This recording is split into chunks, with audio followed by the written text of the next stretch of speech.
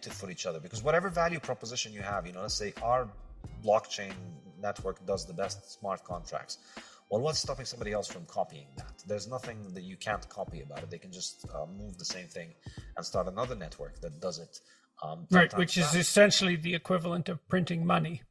It's the electronic equivalent of printing money in that currency. Exactly. And so I think, maybe this speculative game won't run long, but ultimately altcoins are easy money because they individually, you can increase their supply. There's a group of people that can sit down and change the money supply for all of these coins. And that's the case with, the second biggest currency after Bitcoin. They've changed their monetary policy 6 times maybe since creation. And that's which platform? Ethereum. Right. And yeah. So they've changed the monetary supply. So they could change it in any case. And, if anything tells us is that there's always reasons why you want to print money. So there will come times in which you're going to need to print money and there will be pressure. And they did go through a case where, somebody hacked somebody hacked one of their contracts, took a lot of money out of it from the people that were pretty influential in it, and they did roll it back. They effectively essentially ran an admin move where they froze everybody's account. Well, not exactly froze, but they reversed the transactions in order to secure their own. They reset the day. Exactly. So that's the best competitor when it comes to Bitcoin. So none of them can really establish the scarcity. So for me, in the long run, I would not recommend, I don't feel comfortable recommending any of this. Of course, you could make money in the short run. There's a lot of fluctuation.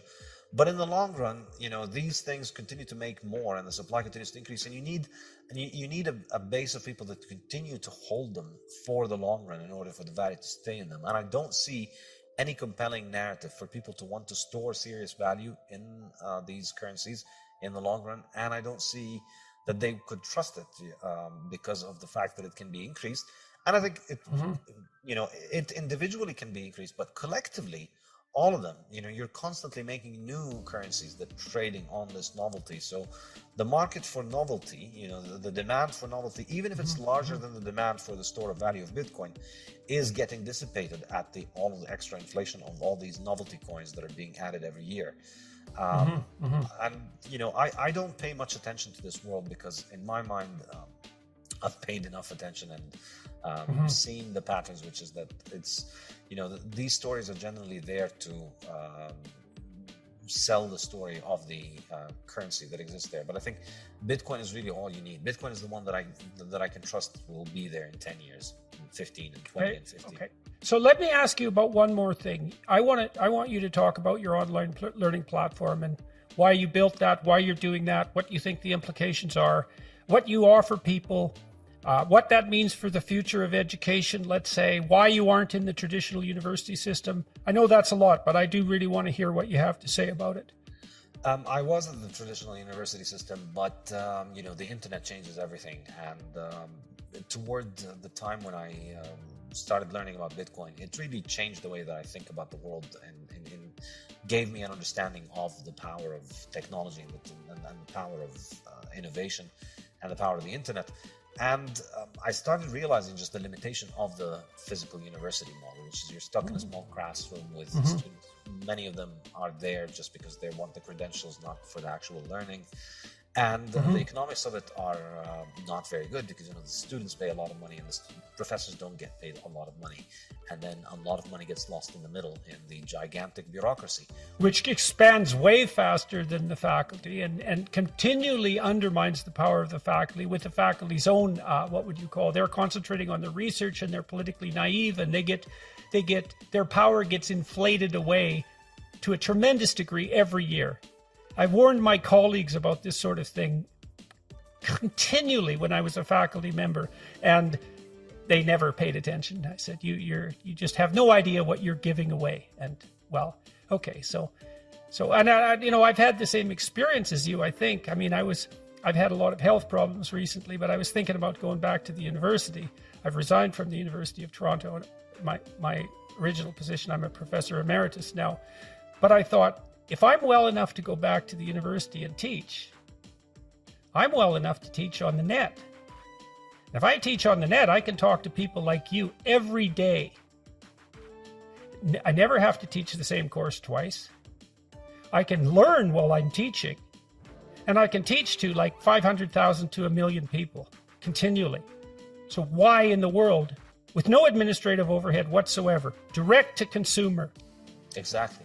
So that was really it. And for me, I think the most frustrating part of academia is the peer-reviewed journal nonsense. It's just an enormously frustrating ritual where you need... That's the grant writing system is worse. Yeah, well, in my defense, I never went that far. I could never get myself to write. Well, you know, the typical researcher in the United States in particular, you get big grants in the US, but they're impossible to get.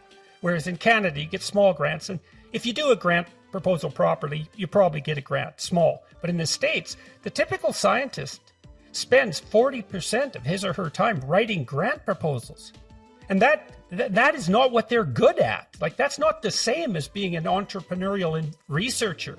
It isn't the same skill set at all. Yeah, and then you don't get the grants.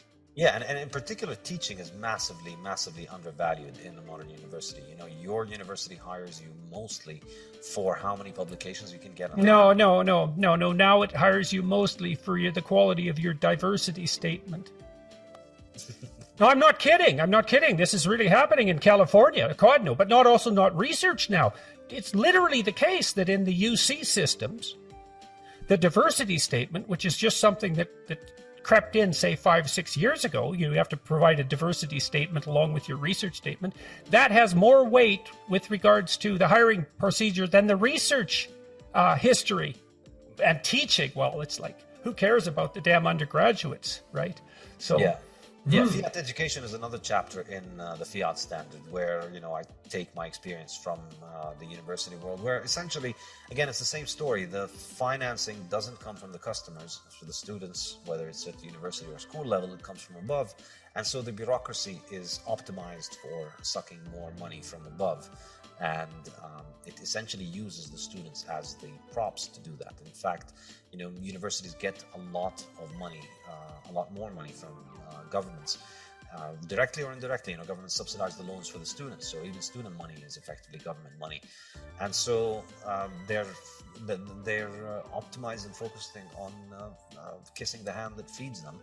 And that's why the university is becoming so politicized. It's also part of fiat. Mm-hmm. It's not the case when it's not how universities functioned under the gold standard. They had far more integrity because the money had integrity, and so the only way that you could get your university to have money was, you know, to teach people useful things so that they would be happy and they would tell